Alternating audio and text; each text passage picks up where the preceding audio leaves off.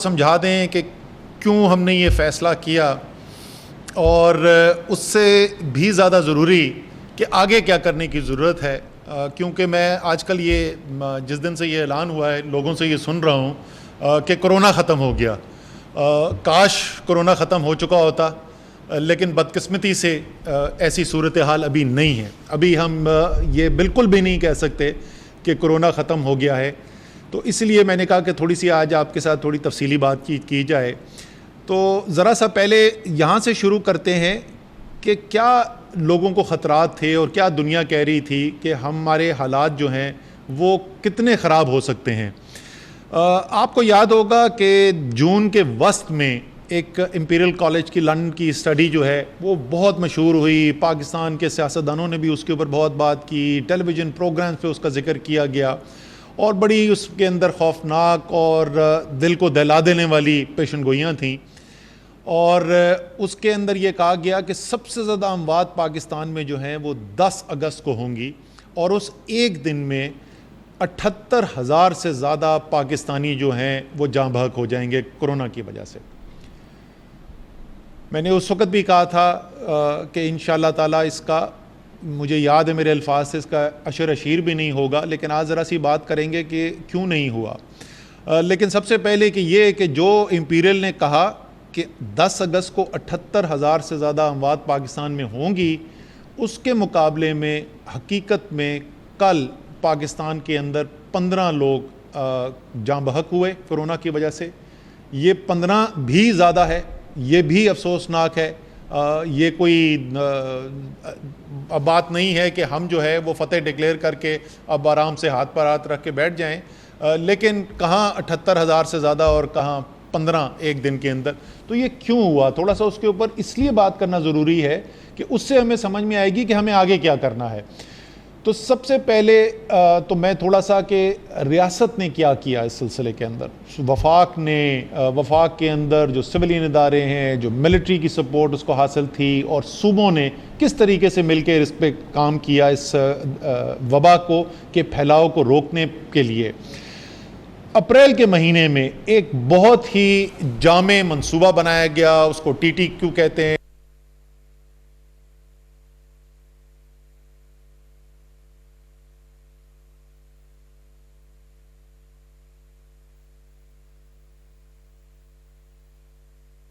وفاقی وزیر منصوبہ بندی و ترقی اسد عمر NCOC میں میڈیا کو بریف کر رہے ہیں۔ ان کا یہ کہنا ہے کہ معیشت کو کھولنے کے حوالے سے جو سیکٹرز بند تھے ان کو کھولنے کے حوالے سے فیصلہ کیا گیا ہے۔ کچھ سیکٹرز ہم اس وقت دنیا یہ کہہ رہی تھی کہ بس تمام پورے ملک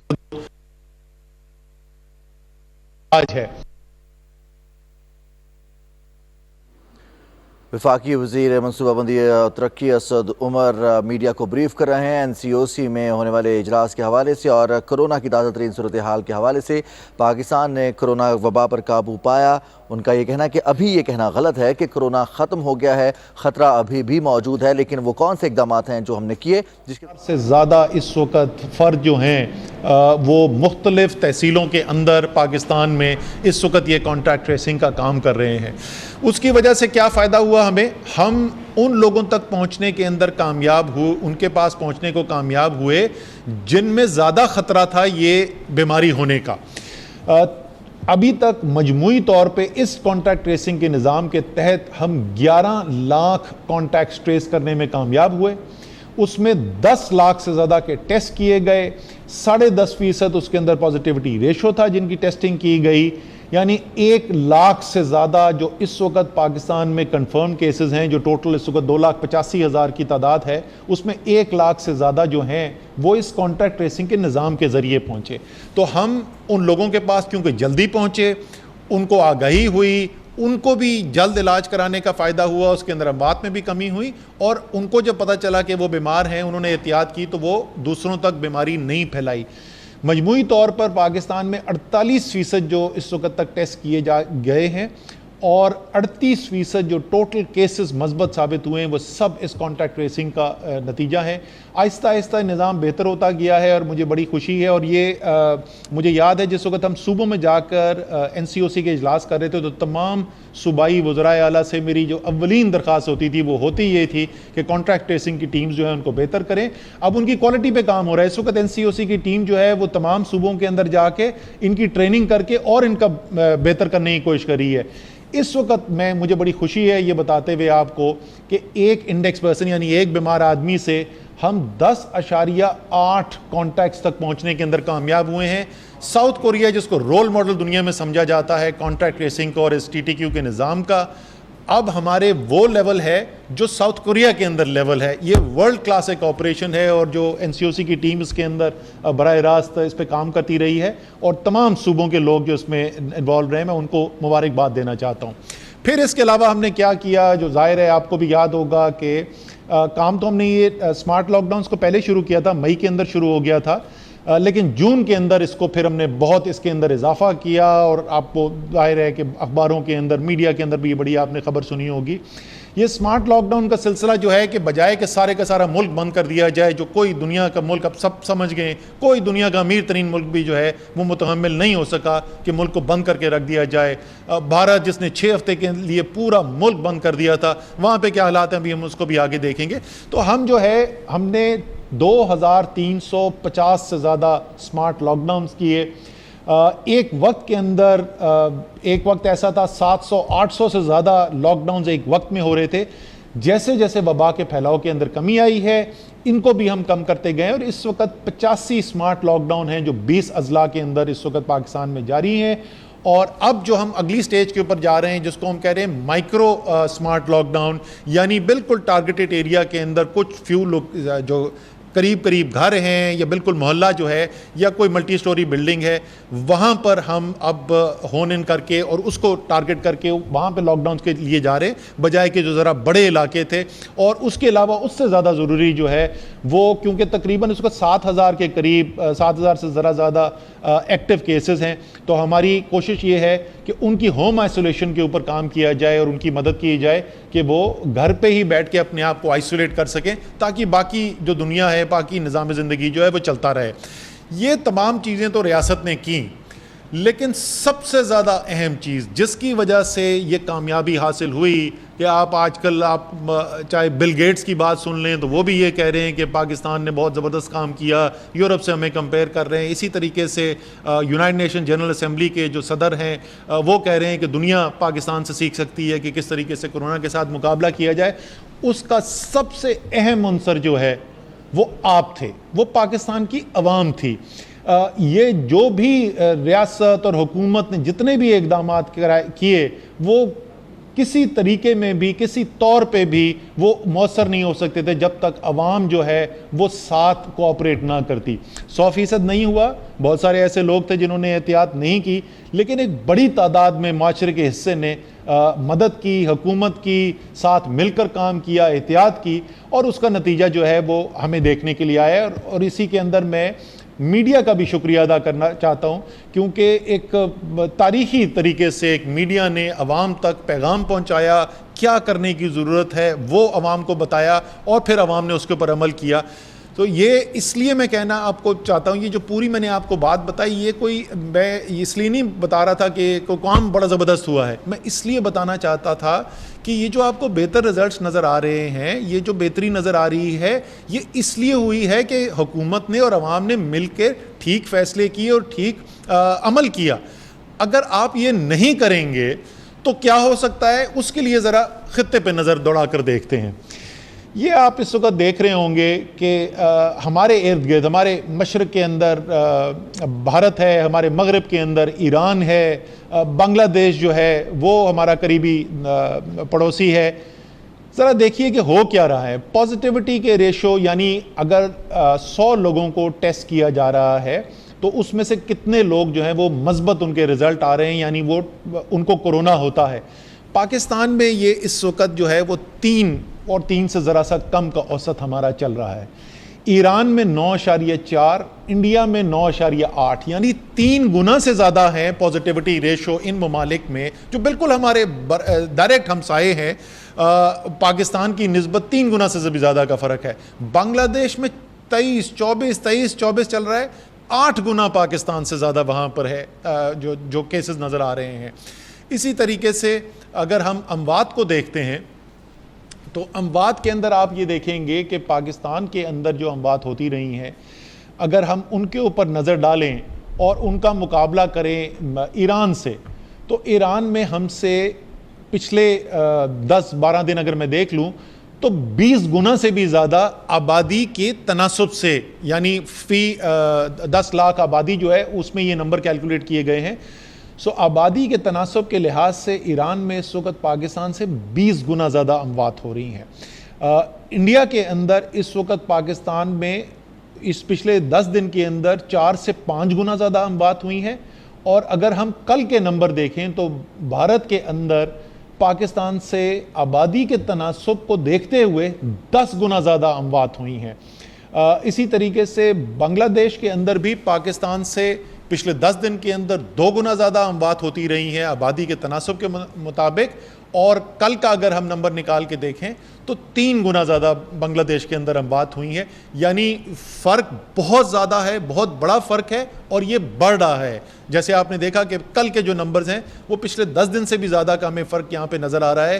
یہ آپ کو اس لیے نہیں ہم بتا رہے کہ ہم یہ کہنا چاہتے ہیں کہ دیکھو ان ممالک کے حالات خراب ہیں.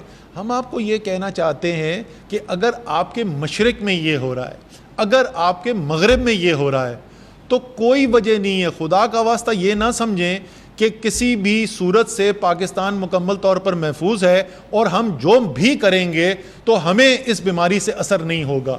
جو ہم نے حالات دیکھے ہیں, مجھے کہنا پڑتا ہے افسوس سے, آپ کو پتہ ہے کہ میں پچھلے 2 ماہ سے بہت تعریف کرتا رہا ہوں بار بار, انتظامی عملے کے بھی, ڈاکٹرز کے بھی, صحت کے عملے کے بھی, پاکستان کے عوام کے بھی. پچھلے 2-3 دن میں ہم نے مناظر دیکھے ہیں, خاص طور پہ یہ سیاحتی مقامات کے. وفاقی وزیر منصوبہ بندی و ترقی اسد عمر NCOC میں میڈیا کو بریف کر رہے ہیں. ٹیکنالوجی کا استعمال بھی جو مناظر ہمیں دیکھ آ رہے ہیں, خدا نہ خواستہ ہم نے اس میں بہتری نہ کی تو یہ جو بیماری کا پھیلاؤ جو اتنی مشکل سے آپ کی محنت سے کم ہوا تھا, یہ دوبارہ بڑھ بھی سکتا ہے. اور کتنا بڑھ سکتا ہے خدا نہ خواستہ, وہ میں نے ابھی آپ کو بتایا کہ ہمارے مشرق و مغرب کے اندر کیا ہو رہا ہے. ہم نے NCOC کے اندر اس کے اوپر پچھلے 2-3 دن میں بہت کام کیا ہے. صوبائی جو چیف سیکرٹریز ہیں ان کے ساتھ بھی میٹنگز ہوئی ہیں, اور ان کو ہدایات دی گئی ہیں کہ یہ کسی بھی صورت میں ہم نے اس جو رجحان کو ہے اس کو بڑھنے نہیں دینا ہے. انتظامی اقدامات بھی کیے جائیں گے, لیکن آخر کار جو سب سے طاقتور چیز ہے وہ آپ کا رویہ ہے, وہ عوام کا رویہ ہے. آپ احتیاط کریں گے تو انشاءاللہ تعالی ہمیں بہتری نظر آئے گی. یہ کیوں ضروری ہے, میں آخر میں صرف یاد دلا دوں آپ کو یہ کیوں ضروری ہے. یہ صرف صحت کا مسئلہ نہیں ہے. ہم اگر دیکھیں, میں نے نمبر نکالے تھے, ہماری ایکسپورٹ کے نمبر دیکھ لیں جی.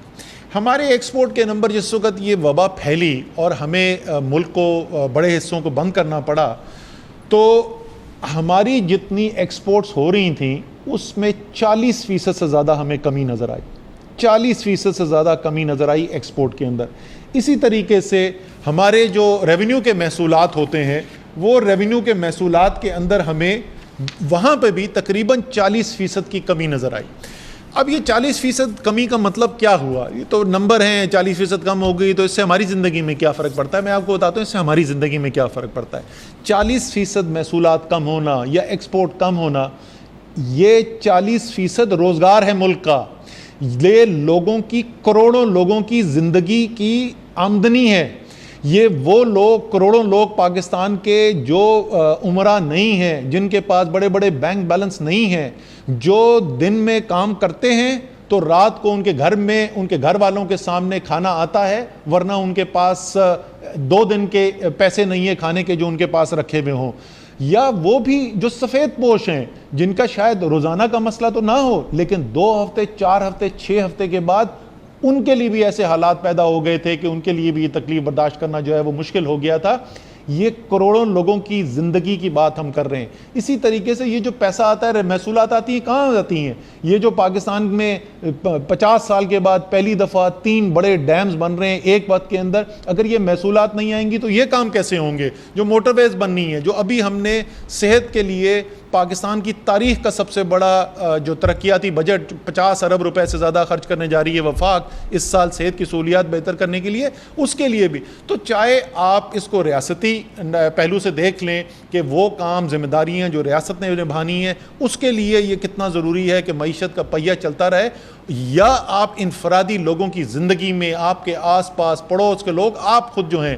اس لیے آخر میں پھر ایک دفعہ آپ سے کہوں گا, آپ سے اپیل کروں گا, خدا کا واسطہ کوئی بہت زیادہ مشکل کام نہیں ہے, یہ ماسک پہنیے. اور یہ میں بار بار پہلے بول چکا ہوں, ماسک بھی پہننا ضروری نہیں ہے. ہمارا تو اچھا بات یہ ہے, ہمارے معاشرے کی اچھائی تو یہ ہے کہ آدھا معاشرہ تو خواتین ہے جو یا دوپٹہ پہنتی ہیں, چادر پہنتی ہیں, کوئی برقع پہنتی ہیں, تو انہوں نے تو صرف اپنی چادر یا دوپٹہ اپنے فیس کے اوپر رکھنا ہے, اور کہاں پر, جہاں پر آپ بھیڑ کے اندر ہیں, ہجوم کے اندر ہیں, جا رہے ہیں, وہاں پر آپ نے کرنا ہے.